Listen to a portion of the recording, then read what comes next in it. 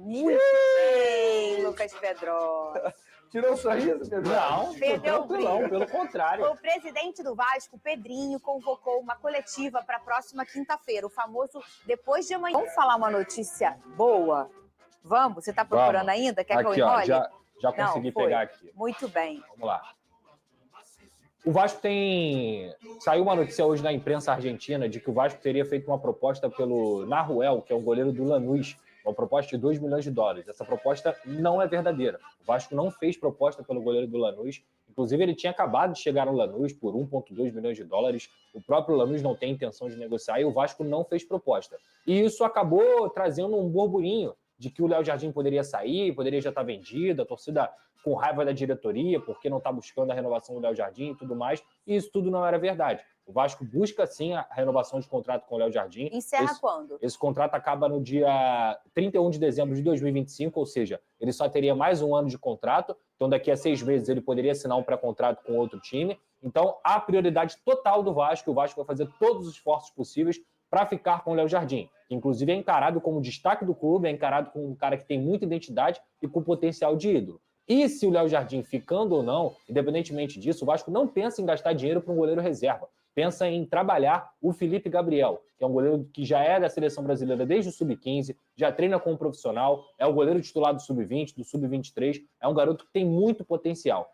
Então, a ideia do Vasco é essa, com o Kehler ficando ou não, é priorizar o desenvolvimento do Felipe Gabriel e priorizar também a renovação do Léo Jardim. Muito bem, Pedrosa. E agora? Tá. A outra conversa é essa coletiva do Pedrinho, o que está acontecendo? O Vasco não vive um bom momento, Sim. né? O Vasco está num momento que está tudo latejando, né? Tá Perfeito. todo mundo à flor da pele, hein, Pedrosa? Os resultados a gente já falou aqui, né? 2 vitórias em 12 partidas. E aí, só o treinador que fala, só o treinador que toma pancada, só o treinador que é a culpa, aí o treinador fica sendo exposto lá. Eu sou um cara que cobro muito do Rafael Paiva, porque entendo que ele tem culpa no momento que o Vasco vive, mas não adianta a gente ficar só cobrando um treinador que é um interino que foi efetivado, que salvou a temporada do Vasco da Gama. A gente tem que também ir na raiz do problema. Então, na última semana, na última crônica que eu fiz depois do jogo contra o Fortaleza, eu cobrei explicações. Cadê o Pedrinho? Porque o Pedrinho não tem que falar sobre o campo e bola. Ele tem que falar sobre a mediação, a venda da SAF, o potencial construtivo de São Januário, qual é a perspectiva para 2025, porque hoje o torcedor do Vasco está no escuro, está nebuloso. E aí, a outra pergunta, Marcelo Santana, está satisfeito com a janela que ele fez nessa temporada? Está satisfeito com a janela de correção que deveria ser e o Vasco não consegue desempenhar em campo? O Felipe, que participou dessa janela também, está satisfeito com as contratações? Então, a coletiva do Pedrinho, que o torcedor cobra e que a gente também cobra nessa posição, é para que ele possa explicar essas situações, porque não é para o jornalista, não. O jornalista é só a ponte. O que ele tem que explicar é para a torcida do Vasco. Mais de 15 milhões de torcedores que não tem nenhuma perspectiva para o que vai acontecer em 2025. Então tem muitas questões que têm que ser debatidas aí na quinta-feira. Tenho certeza que eu e meus colegas vamos tentar fazer ao máximo para poder perguntar. Com certeza vou lá. 15 horas essa coletiva para a gente poder entender. Até porque, só finalizando o assunto, aconteceu comigo, mas eu não foi só comigo, não. Com outras páginas, outras pessoas também, o Pedrinho começou a bloquear torcedores e jornalistas e influenciadores nas redes sociais. Isso, para mim, não adianta de nada, porque ele vai bloquear o quê? 15 milhões de pessoas? Se contestar alguma coisa, ele vai bloquear as pessoas? Depois ele voltou atrás, desbloqueou, entendeu que esse movimento não era correto, enfim. Mas, assim, esse burburinho todo, essa panela de pressão, ela começou também por uma atitude do cara que é o presidente do Vasco. Então, assim, ele tem que falar, porque ele é ídolo, ele é um cara muito respeitado, inclusive eu respeito o Pedrinho, não só como ídolo do Vasco, mas também por tudo que ele conseguiu fazer nessa temporada para salvar, mas ele tem que falar. Se ele não gosta de ser questionado, não dá para ser presidente do Vasco. Eu tenho certeza que ele vai fazer de tudo para poder melhorar o Vasco da Gama. Então, na quinta-feira, a gente quer explicações. A gente não está aqui fazendo uma crítica enorme, a gente não está aqui fazendo, meu Deus, tá tudo ruim, tá tudo... Não, a gente quer saber de um cara que fala muito bem, que é o ídolo do Vasco e que hoje ele é presidente. Essa responsabilidade é dele. E eu acredito que isso vai ficar muito transparente, o Vene Casagrande. As pessoas concordando ou não com o movimento que o Pedrinho vai fazer, a gente não sabe qual é. Isso vai ficar muito transparente, porque foi como o Pedrosa falou, ele é um cara que fala muito bem, ele tem uma dinâmica de fala, ele é ele tem uma fala que é para todo mundo, né? Ele não tem uma fala muito que só algumas pessoas entendem, ele é um cara que fala pro povo mesmo, e eu acho que se o Vasco é esse time do povo, é importante que se fale e vai ficar esclarecido pro torcedor, porque esse é, talvez, um dos momentos mais delicados da história do Vasco. Porque a gente está falando que a gente está trabalhando hoje de um Vasco que a gente chama de Vasco híbrido. E que é o único clube que é, não sei, quem mais é híbrido no Brasil? O que é o híbrido, quando eu falo, ele não é totalmente SAF e ele não é totalmente associativo. Ainda já existe o Vasco SAF e tá ok. Mas teve uma empresa que comprou e não deu certo. Olha que momento delicado para a história do Vasco, Vene Casagrande. Saber se expressar não vai ser problema para o Pedrinho.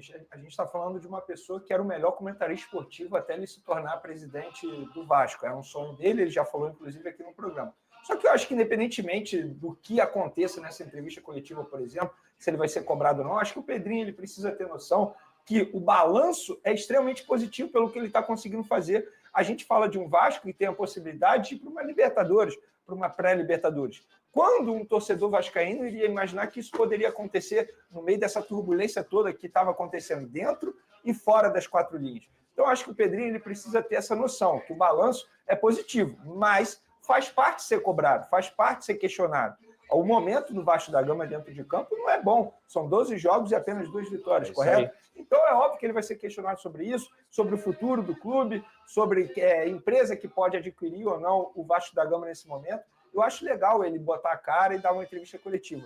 Concordo com o Pedrosa, não é justo apenas o treinador ser cobrado e botar a cara. Eu acho que tanto ele, como presidente, e o próprio Marcelo, que é diretor, enfim, não sei a nomenclatura correta, é diretor de futebol, né? Mas é um dirigente do Vasco da Gama extremamente importante. Os dois eles têm que botar a cara para serem questionados.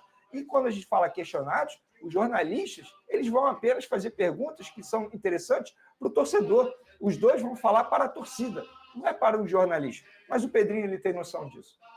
Só para finalizar a linha de raciocínio, Vênia, sobre a perspectiva para 2025, quando você monta um plano para 2025, não é só para o torcedor, não. É para o jogador também. Claro. Léo Jardim, destaque, um dos melhores goleiros do Brasil. Verratti, um dos melhores centroavantes do Brasil. Entre tantos outros jogadores que podem se destacar, um Lucas Piton da vida. Se você não tiver projeto esportivo claro para esses jogadores, sabe o que eles vão fazer? Eles vão embora.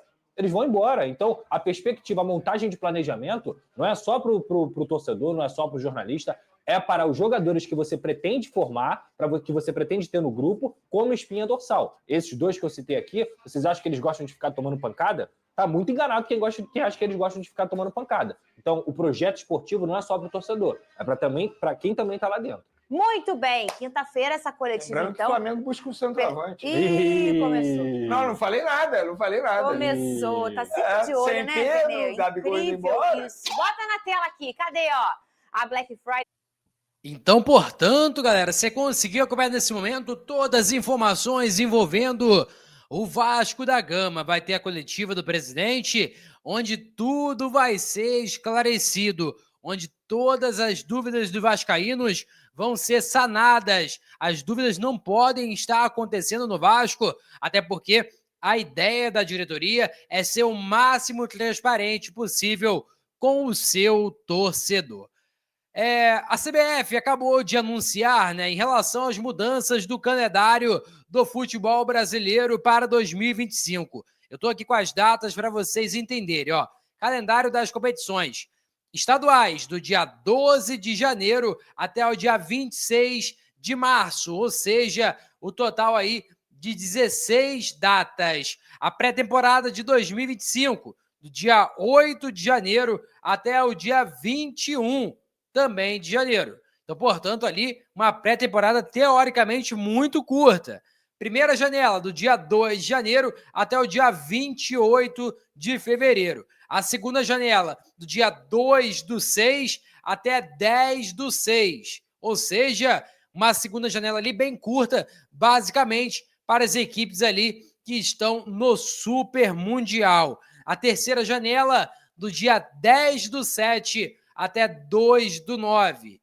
As datas das competições nacionais.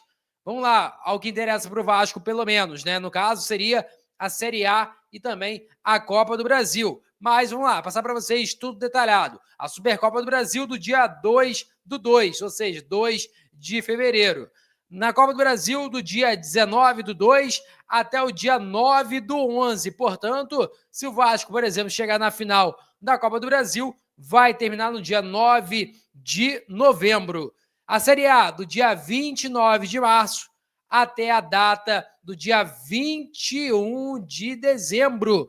Portanto, rapaz, a gente vendo aí que no ano que vem vai terminar no dia 21 de dezembro o Campeonato Brasileiro. A Série B do dia 5/4 até o dia 22/11.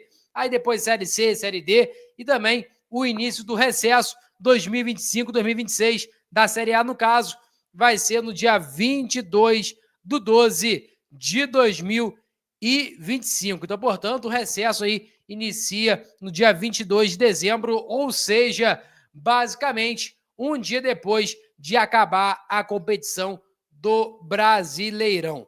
Data das competições sul-americanas: Libertadores do dia 5 de fevereiro até o dia 29 de novembro e também na Sul-Americana do dia 5 de março até 22 de novembro.